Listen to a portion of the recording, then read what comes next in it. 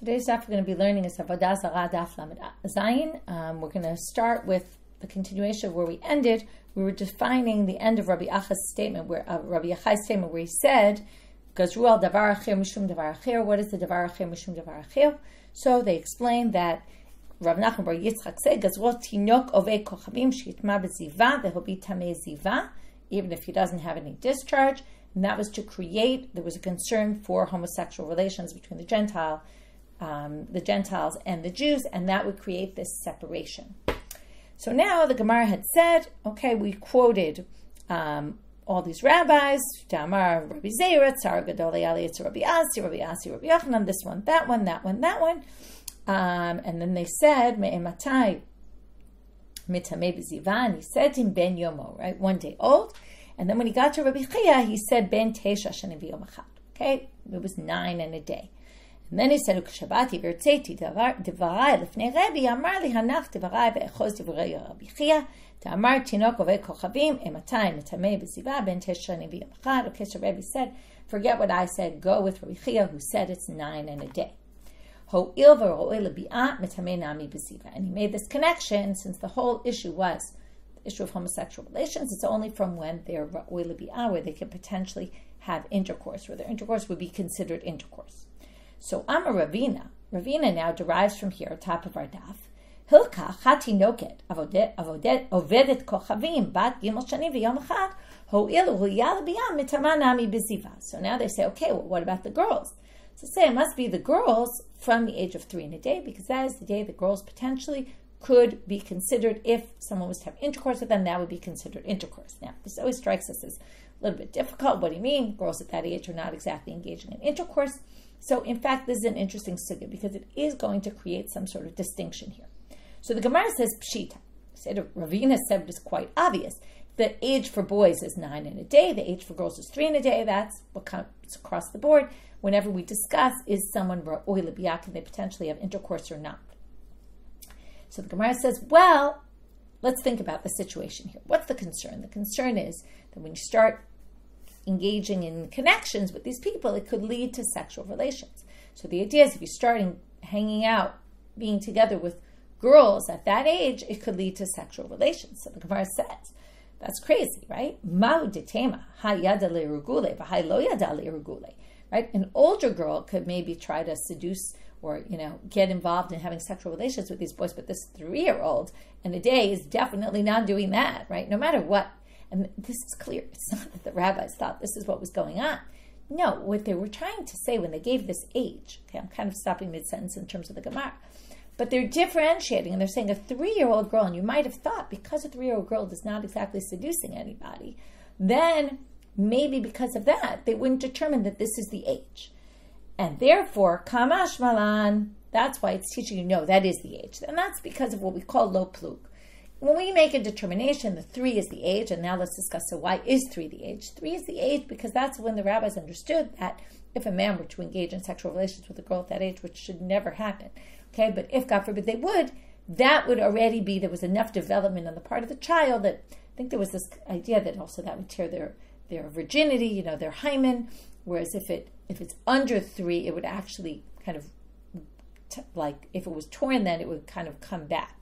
And wouldn't be torn, would be later torn again. So they determined that was the age. Once they determine the age, there's all sorts of ramifications, even if they're not really relevant. And this is a helpful thing because, again, this always strikes us as very odd.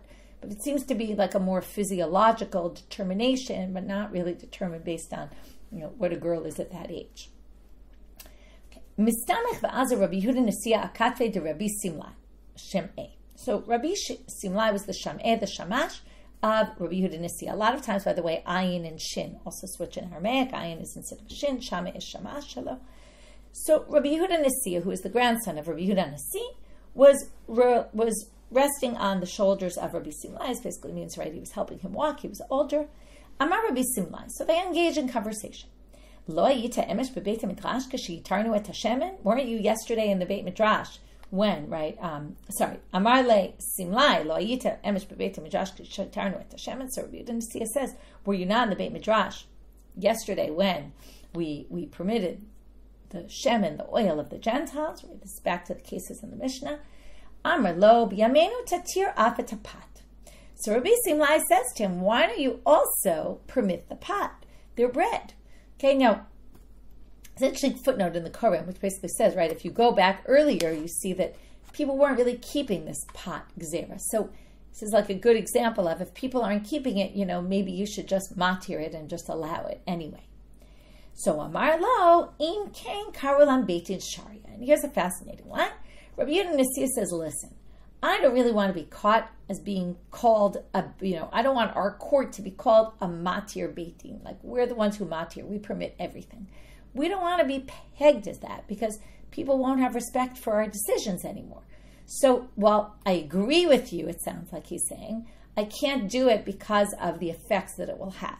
And this is, we all are familiar with the effects of being too liberal and how people peg you as too liberal, and that could create problems. So you have to, what he's saying is, I have to walk a fine line. I'll permit the oil, not the bread. Okay, and you can see, because the oil is a little less, there's less contact with people when it comes to the oil as opposed to the bread, which is a bit more of something you're eating and you're eating together maybe. So anyway, he says, no, I'm not going to do that. Ditnan. Okay, now, why is he worried they're going to call his court a Beit Din Sharia? Because it happened once in history. Way back when, if we go back before the Tannaitic period, there were the Zugot, right? Hillel and Shammai are the last of the Zugot, and Yossi ben Yoezer is one of the first, is the first. So he eid Rabbi Yossi ditnan. Okay, it's a Mishnah Eduyot. He eid Rabbi Yossi ben Yoezer ish tzreida al ayal kamsa or kimsa dachan ve'al mashke beit mitbachaya dachan ve'al dikrav lemita misayv. Okay, this sounds like a lot of mumbo jumbo. Okay, ayal kimsa is a type of or a locust that it was dachan. Dachan is tahor. It comes from zach, dalet and zayin switch. In Aramaic, zachan like shem and zayit zach, pure. Okay, so that it's pure, meaning it's kosher. He said this animal's kosher. He said that the liquids in the Beit Mitbachayim, the place in the slaughterhouse area in the temple, pure. Okay, the liquids are pure. We'll talk about all this later. V'al dikrav lemita misayv, and the ones who get close to a dead body are tamei. Okay, that sounds weird. That sounds like a chumrah, not a kula. But let's just assume it's a kula right now, even though we don't understand. V'karule Yosef Sharia, and they called him Yosef, the one who permits things. And I don't want to have our court to be called that. Amar le hatam shar tlat umar shar chada. But I'm just asking you, right? You only permitted one thing. He permitted three things. If you permit this one more, you'll only be two, right? We always have this idea. If three is a chazaka, as long as it's not three, I don't think they're going to call you a Beit Din Sharia, right? The ish sharimar chada achrita akarte tartin hu dahavyan, right? So he says, and if you do one more, it still will only be two, and it's not a big deal. Amar le ana sharia achrite. He says, well, I also permitted something else. Now, he doesn't say what it was, but he said, I already have two under my belt, and therefore we can't permit a third. So now the Gemara wants to know, obviously, Mahi, what is this third one? Titnan zegitech im lo ba'ati mikam ba'ad 12 chodesh. This will be your get. This brings us all the way back to Gitin, for those who learn Gitin. This will be your get on condition if I don't come back within 12 months. Now, the man would generally do this. He was going on a trip. He was worried maybe something will happen to him on the way, and he didn't want his wife to have to do yibum.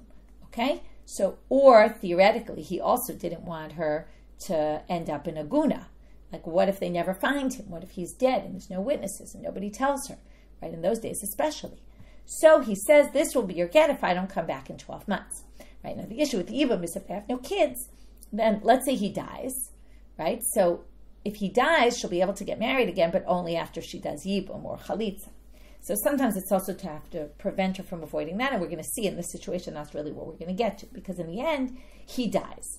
Made b'toch 12 chodesh. Now here's an interesting thing, because it was given on the t'nai that he doesn't show up in 12 months, but in the end, he dies first. So now the question is, when does the get go into effect? Does the get go into effect at the end of the 12 months, but he's already dead? There's no get after death, which means she wasn't divorced, which means he died, which means, now of course she could get married, but she can't get married until she does yibum or chalitza with his brother, assuming they have no children. So they say, ain't no get. Okay, that's not a get according to the Mishnah, exactly for the reason I just said, because the get only goes into effect later.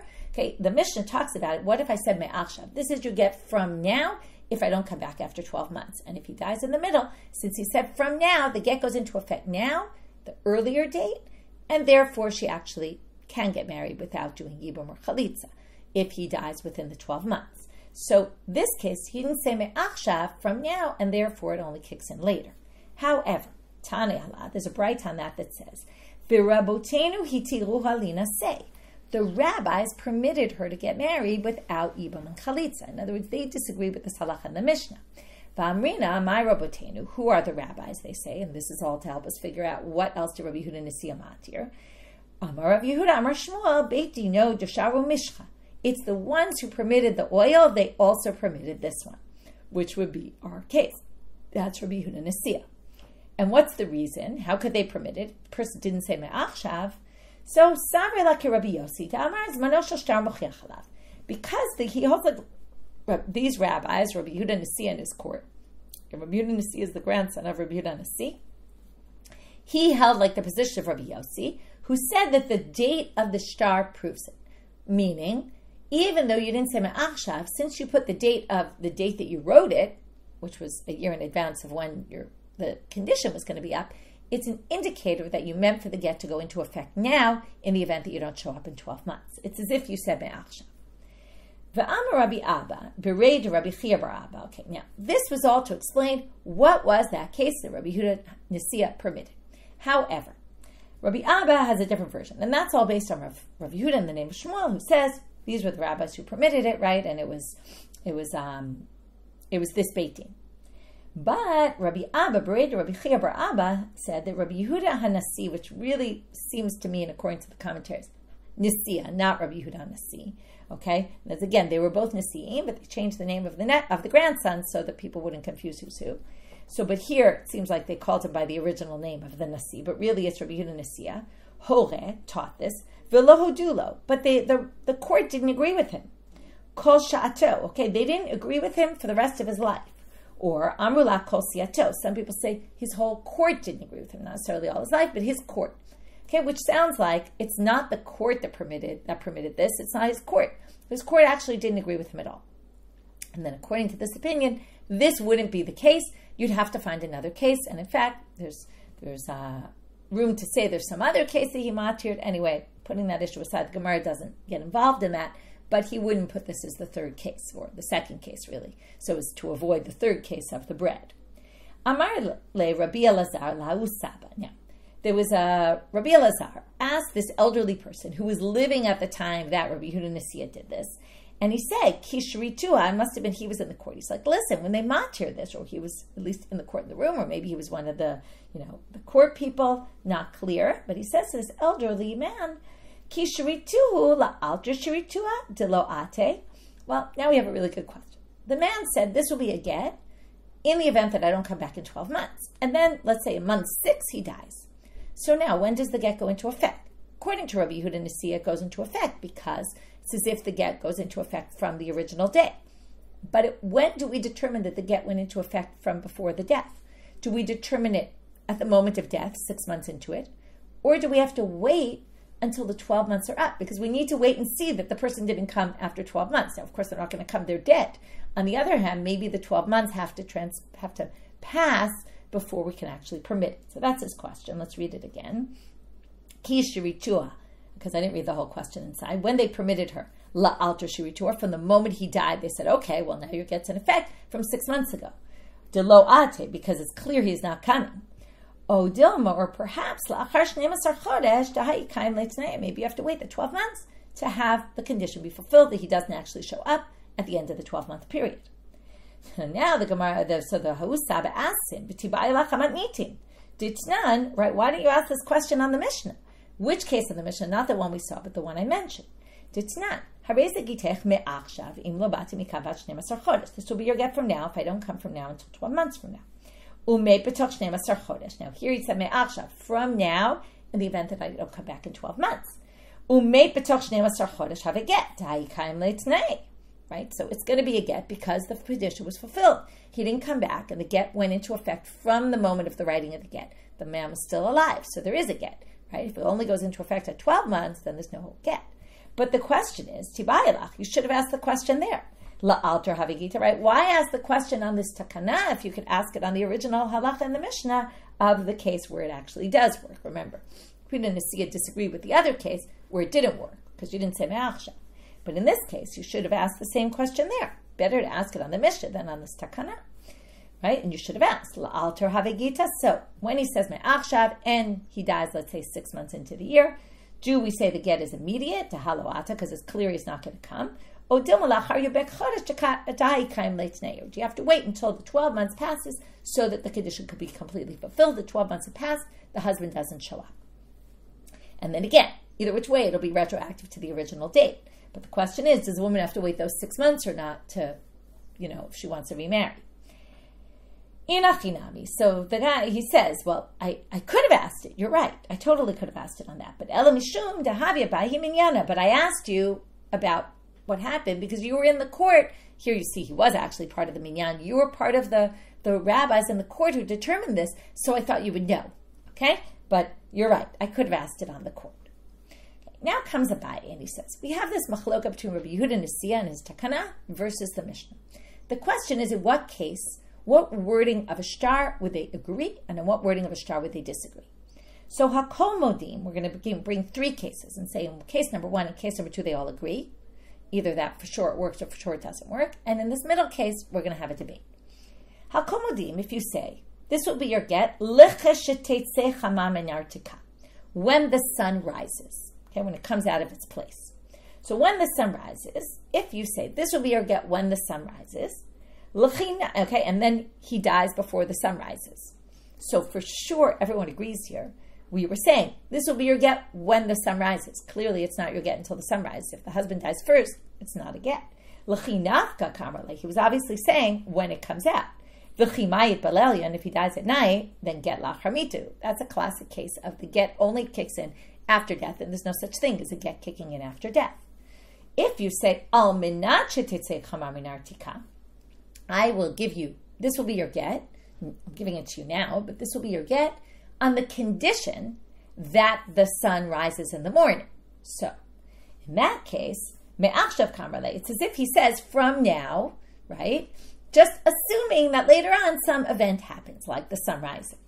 So if he dies at night, right? In the end, the condition is fulfilled after his death, but it's retroactive to now because he was saying, this is your get. As long as something later happens, your get will be your get from now. And then that's a get while he's still alive. So the statement that Rav Abaye said is just like Rav Huna says, because Rav Huna said, if you say al manat under the condition that this happened, then it's as if you said me'achshav, from now. Lo nechleku ela, so what's the machloket? Be'im tetzei, if you say if it comes out. So if you say if, that's not clear. This will be your get if, right? If I don't come back in 12 months. If is unclear. Does it mean it's starting now? Or does it mean, right, when it happens, it's as if I said, right, what I meant was if and when it happens then. Okay? So then it will be your get only then. So it's unclear, and that's why there's a machlok. So Rabbi Yehuda Nasi, Zarah la Rabbi, which again is Rabbi Yehuda Nasi, Zarah la Rabbi Yossi, Damar zmano shel shtar muchliach halav, v'havi le kemehayom imati kemeachshav imati. Okay, Rabbi Yehuda Nasiya holds like Rabbi Yossi on this issue and says it's the date on the shtar that proves it, that you really meant from now. Okay, it's like saying from now, it's not like saying from today. V'Rabbanan leitlu to Rabbi Yossi, they don't agree with Rabbi Yossi. V'havele kezegitech imati. This is like saying, this is your get if I die. Greda, right? Like classic. This is your get if I die. If the sun comes out in the morning, that's happening later. Okay? Goof. Now we're going to go back into this statement that I clearly kind of didn't pay too much attention to, but I said we'll get to it later, which is Rabbi Yossi ben Yoezer ish Streda, when Rabbi Yehuda Nasiya didn't want to be the Beit Din Matir, he uses Rabbi Yossi as his example. Look, he's the one who was called the Beit Din Matir because he matired these 3 things. What were these 3 things? And what was his reason for permitting them? He Rabbi Yossi ben Yoezer ish Streda alayal kim tzedachan al mashkeh b'et mitbachaya dachan va'al dikrav lemita mesayv. Okay, v'karule Rabbi Yosef, v'karule Yosef Sharia. They even called him disrespectfully. They didn't even call him Rabbi Yosef. They said Yosef, the matir one. My ayal kamtza, or kimtza. What is this case? Rav Papa amar shushiva. It doesn't help us. It's a type of locust. Okay, Okay, two different types of locusts. We're going to see what was different about each of them. Rav Papa Amar Shushiva, v'kamiflege berosho aroch. Well, the issue is like this, and Rashi explains to us nicely, kamiflege in the bottom of 4 lines from the bottom. Yosef ben Yoezer and the rabbis, berosho aruch, desimaneh chagavim torim nafkala me'arbe, salam, chargol, v'chagat. There's 4 types of creatures that they learn out the details about the locust from, okay, which is different types of locusts or from the locust family. And the issue is, okay, they say in the Gemara in Chulin, they talk about, there's a klal u'pratu klal here, and basically we want to figure out what makes these similar, and therefore what else is similar to these. And they're similar in a bunch of ways.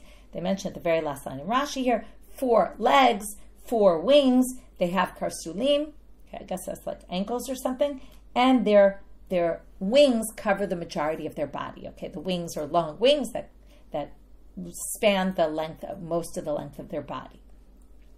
There's also, though, a 5th thing, and that really was the debate. Is the 5th thing also essential? Which is that the head is round.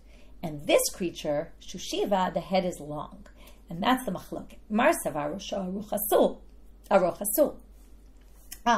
That's not, according to the rabbis, that's not one of the criteria of the kosher locust. And therefore, since that doesn't, right, this doesn't fit in, one of the criteria is the round head, doesn't fit in, it's not there. Umar savar rosho aruch mutar, and the other one says, no, as long as it's similar in the other 4 ways, the long head is fine. It's not one of the criteria that it needs in order to be kosher. That's why Rabbi Yosef ben Yoezer permitted. Rav Chia bar Ami Mishmei De'ula Amar. Okay, now let's explain the suspiel one. What's unique about a suspiel? Suspiel. Okay, now turning now to Amabet. Birosho aruch kule amalo pligi dasur. Everybody agrees that if you say suspiel, for sure the rosho aruch is on the outs. Okay, that's not kosher. V'hacha, what's the issue here? Well, it has wings that cover the majority of its body, but the problem is like this. Hacha b'knefav chofinet rubo al yedei hadchak kamiflege. It just about gets to half. It just covers the half of the body. Now, Mar Savar Ruba Koldu Hubina. So, Rabbi Yosef ben Yoezer Umatchik said, as long as it's the majority, it's the majority.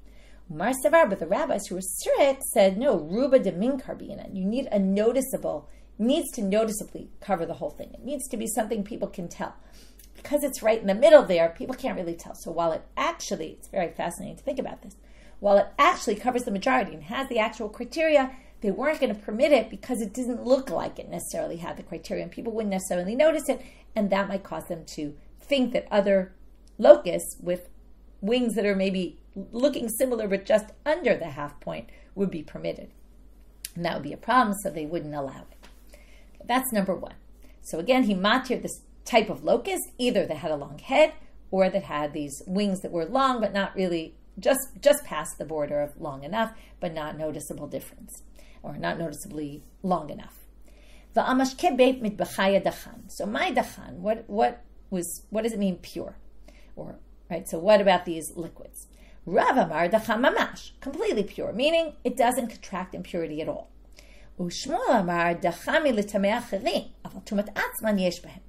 It could become impure itself, the liquids in that room, but they can't pass on impurity, right? It's one thing to become impure, it's another to be able to not only become impure, but be able to pass on impurity. So to say they're just impure, it means, but they can't pass on impurity. So Rav says they actually are impure, they're pure, they don't contract impurity at all. And Shmuel says, no, they contract impurity, they just don't pass it on. So again, machloket about what he did. Okay, what he permitted. Just like in the first case. Which one he permitted, we don't know. Also here, what he permitted. Rav Amar, now what's the basis of this machloket? Rav Amar dacham mamash, kasaval tumat mashkin de Rabbanan. Well, the whole reason is, the fact that a mashke becomes, according to Rav, the fact that a liquid becomes impure, according to the Torah, it's foods that become impure, although we're going to see maybe also liquids, but Rav is going to say, according to the Torah, it's just foods that become impure.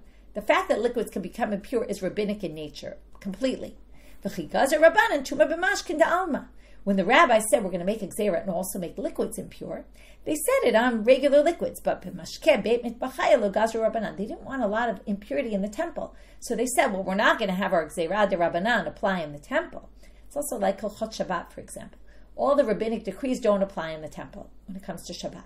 Because, right, there's necessary things to do, so they didn't apply it there. This is a little different. This is just because we want to avoid impurity in the temple if we can. Ushmuel amar, dachami l'tamei acherim. Of course it's going to be pure from passing on impurity. But of course it has tumat mashkin. Kasaval, because he holds tumat mashkin deoraita, l'tamei acherim derabbanan. The fact that liquids become impure, that's a Torah law. And in a minute we'll see what this machloket is about. But like where they get it, it should be clear. Either it's in the Torah or it's not in the Torah. He thinks the fact that they become impure is already a Torah law. You can't then override that in the temple. But l'tamei acherim is derabbanan. But the fact that they can have enough impurity to pass it on to something else, that's actually rabbinic. And then that they didn't make the decree for in the temple. So if you look at Rashi, Tumat Mashkin D'Rabbanan, it quotes the Gemara Masechet Pesachim, Parchina, and they question, how can you say it's D'Rabbanan? Going back to Rav. Okay, I'm going to read you the Pasuk. It's Yud Aleph, Parak Yud Aleph in Vayikra, Pasuk Lamed Daled. It says, Mikola ochal asher yachel asher yavo alav mayim yitma. Any food that water gets upon it will become impure. V'chol mashkeh asher yishateh b'chol kli yitma. And any drink that you drink in a vessel, yitma, could become impure. It pretty much sounds like liquids become impure. However, if you notice in that pasuk, it already mentions water gets on the food to create a susceptibility to impurity. And perhaps the liquid mentioned at the second and the latter part of the pasuk, according to Rav, is actually relating to liquids that can create a susceptibility to impurity, but not that they actually themselves are impure. And that's how to understand this machloket about why one would say it is by Torah law and one would say it isn't by Torah law. So that explained the machloket about the second Zarah of Rabbi Yossi, the second heter that he made. V'al dikrav lamita misai v'kara le Yosef shablia. Okay, so then the third thing was he said the people come in contact with the dead will be impure, and then they called him Yosef Sharia. So Yosef Asra B'Bayile, this last one should have had them say he's a strict one. Look, he said people who become in contact with the dead are impure. Ve'od, well, okay, number one, that seems like a stringence.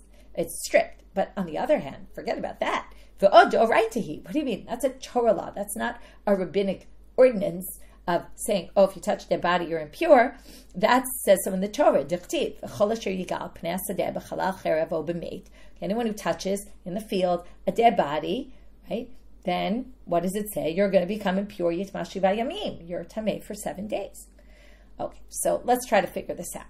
D'oraita, we're going to have a number of attempts here. D'oraita dikrav tamei, dikrav b'dikrav tahor. B'doraita, if you get close to a dead body and you come in contact with it, touch it, oh, hello, all those things, you'll become impure. But if you come close to someone and come in contact with them, touch a person who's dikrav b'dikrav, meaning you get close to someone who got close to a dead body, you're not impure, okay? You're tahor. Va'atu inu, now again, we need to find out, number one, what was done here that wasn't by Torah law. So now we're going to say, someone coming in contact with someone who is impure to the dead, that's not by Torah law. Although if you think it is, don't worry, it is. We're going to correct this later. Okay, so originally that was pure. Okay, originally if you touch a person who touched a dead body, you're actually pure. Came the rabbis and said, we're going to make you impure if you came in contact with a person who was a tamei made, right? A person who came in contact with the dead who then touches another person, they'll become impure. And what did he do? He permitted that case. He said, you know what? I'm going to reestablish the Torah law. Only someone who comes in contact with the dead is tamei. So now they say, no, wait a minute. This doesn't work, as I mentioned before. Dikrav nami d'oraitu dechtiv. Of course, someone who comes in contact with someone who came in contact with a dead body is impure already from the Torah. V'chol asher yigabo hatamei yitma. And anything that the tamei touches will become impure, which includes people. So, Amura Rabbanan Kamei de Rabba, Mishmei de Rav Zutra, Berei de Rav Nachman, de Amar Mishmei de Rav Nachman. That was a bit of a long sentence to say the rabbi said in front of Rabba, in the name of Rav Zutra, the son of Rav Nachman, who said it in his father's name. Okay, this is important. Remember, this is all said in the name of Rav Nachman. To Oraita, so a different explanation. To Oraita dikrav b'dikrav, b'chiburin tumat shiva, shelo b'chiburin tumat erev. By Torah law, there's a distinction between if I'm, let's say, touching a dead body, and while I'm touching that dead body, I touch you, right? Think about how it conducts, that tumah is going to go to you and you're going to be tameh 7 days. But if I touch the dead body and then I stop and I'm not touching the dead body anymore and then I touch you, then you're going to have impurity only of tumat erev. That's 1 day impurity. That's the Torah law. Came the rabbis, and what did they say? They said, you're going to be tameh 7 days, even if I wasn't touching the dead body when I touched you. And what did he do? Rabbi Yossi? He reverted it back to the original Torah law. Okay, D'oraita maihi. Now, where do you see this in the Torah? Well, dichtiv, and now they're going to question this whole theory. Well, where do you see this distinction in the Torah between chiburin and not chiburin? It says in the Torah, "Hanogeh b'met l'chol nefesh adam." Right, if you touch a dead body, v'tamei shivat yamim, and then it says, "Uchtiv v'chol asher yigabo hatamei yitma." Okay, and anyone who touches this person will become impure. Uchtiv v'hanefesh hanogat titma ad erev, and then it says, and the person who touches will be impure to the evening. So haketzad. First, it sounds like yitma, just like the person was tamei, they'll become tamei. That's 7 days, and then it says titma ad erev. So how could this be? Now we're going to see where the source is that this was the Torah law, distinguished between chiburin and not, even though it doesn't say so in the Torah. Kan b'chiburin, kan shelo b'chiburin. So one pasuk seems to indicate tumah of a day, and one pasuk seems to indicate 7 days. We must assume there's a difference. We'll assume it's because of the chiburin or not, and that explains this distinction. However, comes Rava with a statement that Rava says a number of times. Amar lehu Rava, lava mina lechu lo tidle bebuki struki b'Rav Nachman. Didn't I tell you, don't put these empty jugs on Rav Nachman? In other words, don't start claiming things that Rav Nachman said when he really didn't say them. This is not something Rav Nachman said. I know it's not. Hachi amar Rav Nachman. Rav Nachman said, and you got it all wrong. Okay, we tried a number of attempts to try to figure out what the Torah law was, what the rabbis forbade, and what the kickback was from Rabbi Yossi ben Yoezer, who says, let's get rid of the takana of the rabbis. It didn't have to do with impurity of the dead. It was something else. Okay, it has to do with impurity of the dead, but in a very different way. So now he's going to say, this is what Rav Nachman said. What he came to matir was this. Safek tuma b'reshut harabim hitir lahem. He came to matir, this big basic halacha that we actually know to be the case, but remember, this is way back when, the beginning of the Zugot, way before the Tanaim even. He said this halacha and was deemed to be a very mekel rabbi, but in the end, this actually becomes very accepted in halacha. So much so that the Gemara is going to say, isn't that obvious though? We all know this. Okay, so what did he say? If you have a doubt about whether you went, let's say you went in a field and you don't know if there's a dead body there or not. If it's in the public domain, you're going to be pure. You don't have to worry about safek tumah. If it's in a private domain, you actually are going to be tameh. But what he said is, don't worry about it if you're in a public domain. We're going to be completely mekel here. Okay, you don't have to worry. It's as if you didn't go through the place. There's no concern. Maybe you're impure. So the Gemara says, what do you mean? He permitted this. This is a halacha we learn out of the Sota. Ma Sota Rishutei Yachid, Av Tumah Rishutei Yachid. The Sota, and this is very famous, that we learned this whole halacha of Safek Tumah from a Sota. A Sota, it's not impurity, the same kind of impurity, but she is called Tme'ah according to the Torah. Right, if she slept with this man. Now, where's the whole doubt for her? That we're going to be strict with her if it was in private. If there was a concern that she engaged in a relationship with this man in public, nobody's worried about that because it always happens in private. So, since the whole Sota issue of Safek, is she impure, is she not impure, comes up only in a public domain, private domain, so we're only going to be machmir on Safek Tumah in a private domain. And that's learned out from the Sota. So, how could you say Yossi ben Yoezer is the one who said this? To which they say, Ha Rabbi Yochanan halacha ve'ein Amar Rabbi Yochanan. Rabbi Yochanan explained halacha ve'ein morin. This is a halacha, but we don't teach it. In other words, yes, they learned it out from the Sota, but nobody was willing to go by it. They said, it should still be strict. And then he taught, no, you don't have to be strict about this. You can go by the real base halacha. Don't have to be strict at all. Tanya Namihachi, here's a braita to support this reading. Rabbi Yehuda, the whole thing was about this. Rabbi Yehuda Omer, korot na'atz lahem. He put in beams to make it very clear what was Rishut Yachid and what was Rishut Rabim. He delineated the whole thing. Rabbi Yossi ben Yoezer, Ba'amar, ad kam Rishut Rabim, ad kam Rishut Yachid. He delineated all the boundaries so that people knew if you go in this area, you don't have to worry about tumah. If you walk through, okay, and that's how we know this was the issue of what he matired. Ki atu l'kamei de Rabbi Yanai amar lehu, when they got in front of Rabbi Yanai, he said, Hi Maya b'shikata de benara zilu tfulu. Now, when the people came before Rabbi Yanai, and they weren't sure if they were tamei or not, he said to them, just go in the water of the Nahar and go dunk. Okay? In other words, he said to them, listen, yes, I understand. Yossi ben Yoezer said, Safek Tuma you don't have to worry about, but you know what? It's easy enough to just tovel, just do it. Some people learn from here that what he meant to say was, if you can do it, great. If, for example, we're not talking about a person, we're talking about a vessel that you touched, and the only way to deal with the vessel is to break it, because let's say a kli cheres can't be purified, then we're not going to be strict.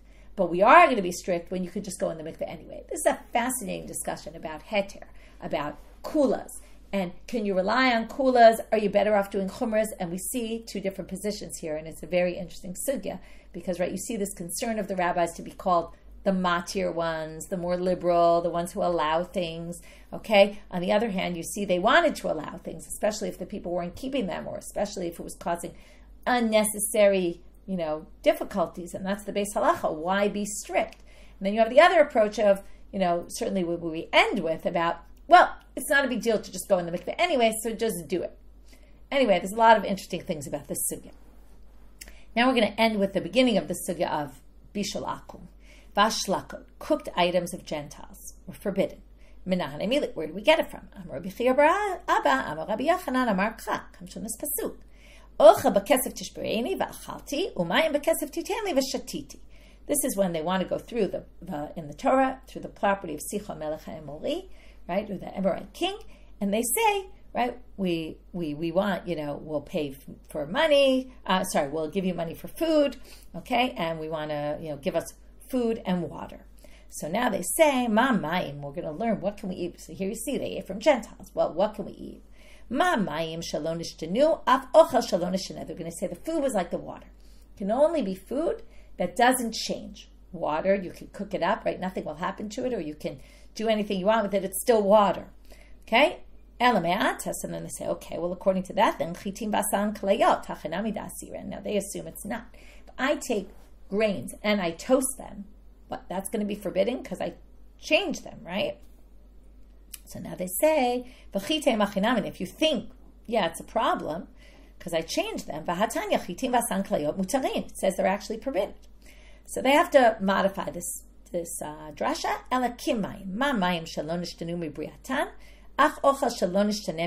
It's not, it didn't change at all. It didn't change from its original form. Okay? Now, grains that are toasted are still in the same form of grains. That's why they're allowed. It has to not change its form. Okay. Right? We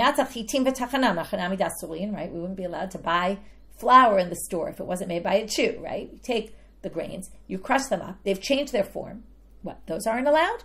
And if you want to say they aren't, right? If you take them and you toast them and you turn them into flour, it's totally fine. Ela mayim kimayim. So let's modify the drasha one last time. Ma mayim shalon ishtanu mibriatan al yedei ha'ol, af ochel shalon ishtanu mibriato al yedei ha'ol. Can't be something that changes when you boil it. Water, you boil it, and nothing happens to it. So likewise, food that you cook that doesn't change when it cooks, by cooking, okay, that's why it could change by grinding. Just can't change its form by cooking. That would be the case. Okay, that's what's going to be forbidden, to which the Gemara asks, Midi or Ktiv, does it say fire anywhere in the Pasuk? Well, they say in the end, this isn't a Torah law. This is all rabbinic, and they just connected it to that Pasuk, and that's how they used it as a mnemonic to remember exactly what kind of Bishul Akum is going to be forbidden. Okay, I just want to end with this interesting Machloket Rashi Tosfot, or possibly Machloket. Rashi says, why Midrabanan did they forbid food? And they say, Shalo Yehi Yisrael Ragilat Lo B'Machalo V'Mishtav Yechalenu Davar Tamei. Rashi says the problem with Bishul Akum, we're worried they're going to feed you non-kosher food. Okay? Tosfot points out that Rashi on the Mishnah, okay, if you turn back to the Mishnah, when it came to Shlakot in the Mishnah, Rashi says, Kol davar shebishlo ovei kochavim, or on Lamed Ham bet, everything that a non-Gentile cooked, afilu b'kli tahor, v'kula mishum chatanut. It's because of intermarriage. So Rashi himself contradicts himself in the Mishnah and the Gemara, which is fascinating. But in one place he says it's chatanut, in the other place he says it's where they're going to, if they cook your food, they're going to cook non-kosher stuff. It has huge ramifications, right? So Tosfot says, and quotes Rashi, and mentions how Rashi says something else elsewhere, and then says that Omer Harav Rabbeinu Ephraim Rabbi David Divadai Shlakot Asru Kisha Ovei Kochavim Mevashlim Bebeito Aval Kshum Mevashel Bebeito Shel Yisrael Ein Lachush Lo Lachatanut V'Lo L'Shamayach V'Len Dvarim Tmeim. So this Rav Avram Rabbi David wanted to say that either which way you go on these reasons, neither is applicable in the house of the Jew. I assume what they mean in the house of the Jew is because someone's working in your house. There's no concern of intermarriage, and there's no concern of non-kosher because they're cooking in your own house, and you can teach them the rules, and also you only bring kosher food in the house. But lo hodela Rabbeinu Tam. Rabbeinu Tam didn't allow this. Tivadai kevan shovei kochavim mevashel lo chukla chachamim be'Rosh Yisrael. Right? They didn't make a distinction this way, that way, because what would happen, right? If in other words, we're worried if we allow it in your house, you'll end up doing it in the Gentile's house, and it'll end up leading to all those problems. And therefore, either which way you look at it, it's a problem, according to Rabbeinu Tam, that this other rabbi wanted to matir. Obviously, this has very important ramifications. If you have someone working in your house, or they're cooking in your house, or all sorts of situations where, there's no concern for either non-kosher food or chatanut, would this still be applicable? And that's the concepts anyway. I'm not getting into halacha l'maaseh here. So with that, we finished our daf. Let's just do a quick review. We started with this issue of the zava and the age for the male and the female. Then we got to, even though the age isn't so relevant, they still go by the typical age. It's interesting, we end kind of at the same way we started, with this idea that sometimes things aren't necessarily relevant, but we kind of still keep the same rules to make things more clear-cut, and that there isn't lack of, misinterpretation in anywhere. Then we got to this whole thing about Rabbi Simlai said to Rabbi Yehuda Nasiya, look, you matir shemen, why don't you matir the bread of the Gentiles? And then he said, I don't want to become off as a matir Beit Din, as the one who's very lenient. And then he gave some examples of Rabbi Yossi ben Yoezer, right? But Rabbi Simlai said he did 3, you did only 1, so 2 would be okay. But then he said, no, there's another one. Then the Gemara tried to figure out which one that is. And they bring this example of the get, even though it was a different rabbi who thought that wasn't Rabbi Yehuda Nasiya who said that. And then we had the whole thing about the get, and what is the debate there really between the two, between the Mishnah and this takana that Rabbi Yehuda Nasiya supposedly instituted. Then we got to Toch Kedei. We then went back to the 3 things that Rabbi Yossi ben Yoezer permitted, and why he permitted them, and what was his debate with the rabbis, and that was kind of complicated to figure out what were all these cases. Some of them there were debates about what the cases were. The last one, it just took a while till we figured out exactly what the case was. We said in the end it was Safek Tumah B'Reshut Rabim, so then we got into that whole issue, and then we ended with the Shlakot and the Bishul Akum and what the issues are, and where they get the source, which in the end wasn't really the source, but it was somewhere where the rabbis connected a pasuk to remembering what exactly about Bishul Akum is permitted, and we'll continue that sugya in tomorrow's daf. Wishing everyone a Shabbat Shalom.